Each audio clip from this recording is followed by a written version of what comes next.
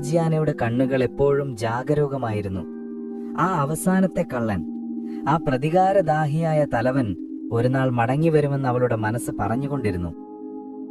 അതേസമയം ദൂരെ മറ്റൊരു നഗരത്തിൽ കള്ളന്മാരുടെ തലവൻ തന്റെ പ്രതികാരത്തിനായി ഒരുങ്ങുകയായിരുന്നു.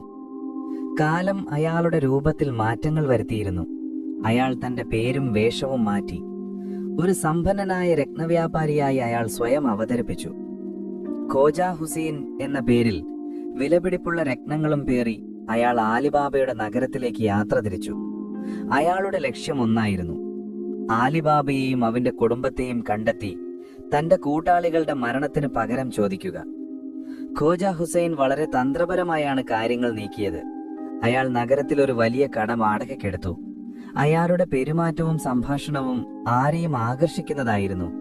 വളരെ പെട്ടെന്ന് തന്നെ അയാൾ നഗരത്തിലെ മറ്റു വ്യാപാരികളുമായി സൗഹൃദത്തിലായി. അങ്ങനെയാണ് അയാൾ ആലിബാബയുടെ മകനെ പരിചയപ്പെടുന്നത്. യുവാവായ മകന് ലോകപരിചയവും അറിവുമുള്ള ഖോജാ ഹുസൈനോട് വലിയ മതിപ്പ് തോന്നി. അവർ പെട്ടെന്ന് നല്ല സുഹൃത്തുക്കളായി മാറി. മകനിലൂടെ ഖോജാ ഹുസൈൻ ആലിബാബയുടെ വീട്ടിൽ ഒരു അതിഥിയായെത്തി. ആലിബാബ തന്റെ മകന്റെ പുതിയ സുഹൃത്തിനെ സ്നേഹത്തോടെ സ്വീകരിച്ചു. അയാളുടെ സമ്പന്നമായ വേഷമോ ആരെയും ആകർഷിക്കുന്ന സംഭാഷണമോ ആലിബാബയിൽ ഒരു സംശയവും ഉണ്ടാകാനില്ല. ഖോജാ ഹുസൈൻ ആ കുടുംബത്തിന്റെ വിശ്വസ്തനായൊരു സുഹൃത്തായി മാറി. അവരുടെ വീട്ടിലെ ഒരു സ്ഥിരം സന്ദർശകനായി.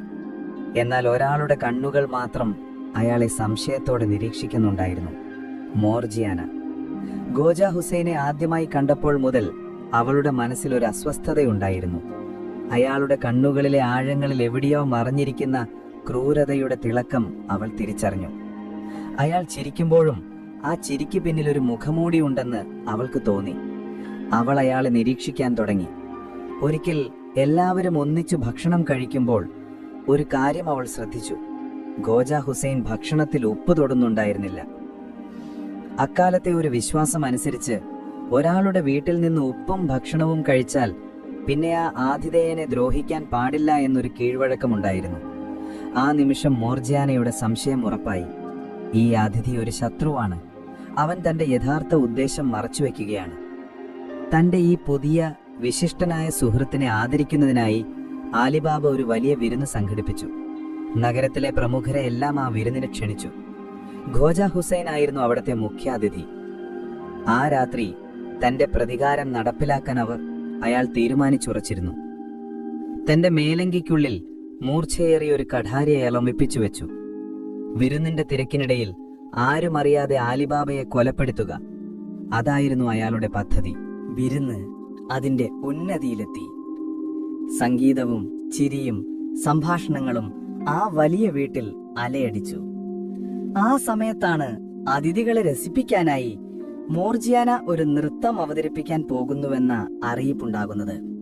മോർജിയാന മനോഹരമായ ഒരു നർത്തകിയുടെ വേഷത്തിൽ, മുഖത്ത് നേരിയ ഒരു മൂടുപടമണിഞ്ഞ്, അരയിൽ ഒരു കഠാരി ഒളിപ്പിച്ചു വെച്ച് സദസ്സിലേക്ക് കടന്നു വന്നു.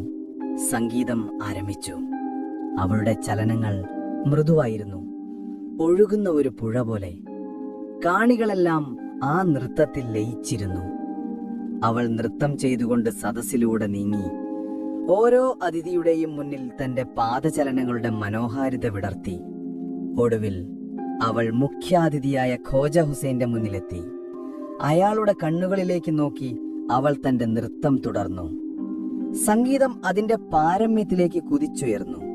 ഒരു നിമിഷം ചുറ്റുമുള്ളതെല്ലാം മറന്ന് ഖോജാ ഹുസൈൻ ആ നൃത്തത്തിൽ ലയിച്ചുപോയി.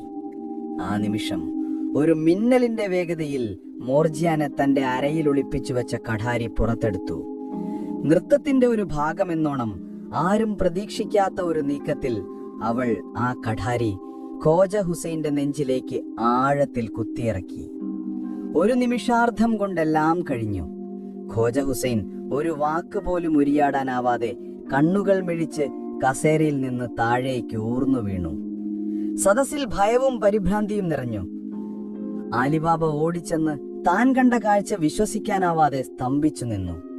മോർജിയാന, നീ എന്താണ് ഈ ചെയ്തത്? എന്റെ ഏറ്റവും പ്രിയപ്പെട്ട അതിഥിയെ നീ കൊന്നുകളഞ്ഞല്ലോ! അയാൾ ദേഷ്യവും സങ്കടവും കൊണ്ട് അലറി. എന്നാൽ മോർജിയാന ശാന്തയായിരുന്നു. അവൾ മരിച്ചു വീണ ഖോജ ഹുസൈന്റെ അടുത്തേക്ക് ചെന്ന് അവന്റെ മേലങ്കി വലിച്ചു മാറ്റി അതിനുള്ളിൽ ഒളിപ്പിച്ചു വച്ചിരുന്ന കഠാരി അവൾ എല്ലാവരെയും കാണിച്ചു. ഇയാൾ നിങ്ങളുടെ സുഹൃത്തല്ല യജമാനനെ, ഇയാൾ ആ 40ാമത്തെ കള്ളനാണ്. നമ്മുടെ എല്ലാം അന്തകനായി വന്ന നിങ്ങളുടെ പ്രിയ സുഹൃത്തായി അഭിനയിച്ച ആ കൊള്ളത്തലവനാണിത്. ആലിബാബയും സദസ്സിലുള്ളവരും ആ കാഴ്ച കണ്ട് ഞെട്ടി. മോർജിയാനയുടെ വാക്കുകളിലെ സത്യം അവർ തിരിച്ചറിഞ്ഞു. 3ാമത്തെയും അവസാനത്തെയും തവണ തങ്ങളുടെ ജീവൻ രക്ഷിച്ചത് ഈ ധീരയായ പെൺകുട്ടിയാണെന്ന് ആലിബാബ കണ്ണീരോടെ മനസ്സിലാക്കി. അങ്ങനെ ആ രാത്രിയിൽ ആലിബാബയുടെയും 40 കള്ളന്മാരുടെയും കഥയ്ക്ക് ഒരു പൂർണ്ണ വിരാമമായി. ആലിബാബയുടെ ഹൃദയം മോർജിയാനയോടുള്ള നന്ദി കൊണ്ട് നിറഞ്ഞു. അവൾ വെറുമൊരു പരിചാരികയല്ല, മറിച്ച് തന്റെ കുടുംബത്തിന്റെ കാവൽ മാലാഖയാണെന്ന് അയാൾ തിരിച്ചറിഞ്ഞു. പിറ്റേന്ന് എല്ലാ അതിഥികളുടെയും മുന്നിൽ വെച്ച് അയാൾ പ്രഖ്യാപിച്ചു, എന്നു മുതൽ മോർജിയാന ഒരടിമയല്ല, അവൾ ഈ കുടുംബത്തിലെ ഒരംഗമാണ്. അയാൾ തന്റെ മകനെ വിളിച്ച് മോർജിയാനയുടെ കൈകൾ അവന്റെ കൈകളിൽ വെച്ചു കൊടുത്തു. ഇവളെ പോലെ ധീരയും ബുദ്ധിമാനുമായ ഒരു പെൺകുട്ടിയെയാണ് നിനക്ക് ഭാര്യയായി വേണ്ടത്. ഇവളാണ് ഈ കുടുംബത്തിന്റെ യഥാർത്ഥ നിധി. ആലിബാബയുടെ മകൻ സന്തോഷത്തോടെ അത് സമ്മതിച്ചു. അങ്ങനെ മോർജിയാന ആ വീട്ടിന്റെ യജമാനത്തിയായി മാറി. ആ നിഗൂഢമായ ഗുഹയുടെ രഹസ്യം, തുറക്കൂ സിസേം എന്ന ആ അദ്ഭുത വാക്കുകൾ ഇപ്പോൾ ആലിബാബയ്ക്ക് മാത്രം അറിയാമായിരുന്നു. അയാൾ ആ സമ്പത്ത് അത്യാഗ്രഹത്തോടെയല്ല, മറിച്ച് വിവേകത്തോടെയാണ് ഉപയോഗിച്ചത്. തന്റെ കുടുംബത്തിന്റെ നല്ല ഭാവിക്കും തന്റെ നഗരത്തിലെ പാവങ്ങളുടെ ഉന്നമനത്തിനും അയാൾ ആ നിധി ചെലവഴിച്ചു. ഒരു കാലത്ത് കൊള്ളയുടെയും മരണത്തിന്റെയും പ്രതീകമായിരുന്ന ആ സ്വർണം ഇപ്പോൾ കാരുണ്യത്തിന്റെയും അഭിവൃദ്ധിയുടെയും ഉറവിടമായി മാറി. പ്രിയമുള്ള സുഹൃത്തുക്കളെ, ഇപ്പോൾ ഈ കഥയുടെ താളുകൾ നമുക്ക് മെല്ലെ അടയ്ക്കാം. ഒരു സാധാരണ വിറകുവെട്ടുകാരന്റെ ജീവിതം ആകസ്മികമായി കണ്ടെത്തിയ ഒരു രഹസ്യം എങ്ങനെ മാറ്റിമറിച്ചുവെന്ന് നമ്മൾ കണ്ടു. അത്യാഗ്രഹം ഖാസിമിനെ മരണത്തിലേക്ക് നയിച്ചപ്പോൾ വിവേകവും നന്ദിയും ആലിബാബയെ ജീവിതത്തിന്റെ ഉയരങ്ങളിൽ എത്തിച്ചു. എന്നാൽ ഈ കഥയിലെ യഥാർത്ഥ നായിക നിധിയുടെ രഹസ്യം കണ്ടെത്തിയ ആളല്ല, മറിച്ച് ആ കുടുംബത്തെ തന്റെ ബുദ്ധി കൊണ്ടും ധൈര്യം കൊണ്ടും സംരക്ഷിച്ച മോർജിയാനയാണ്. ഇപ്പോൾ ഈ കഥാപാത്രങ്ങളെയും അവരുടെ ലോകത്തെയും നമുക്ക് വിട നൽകാം.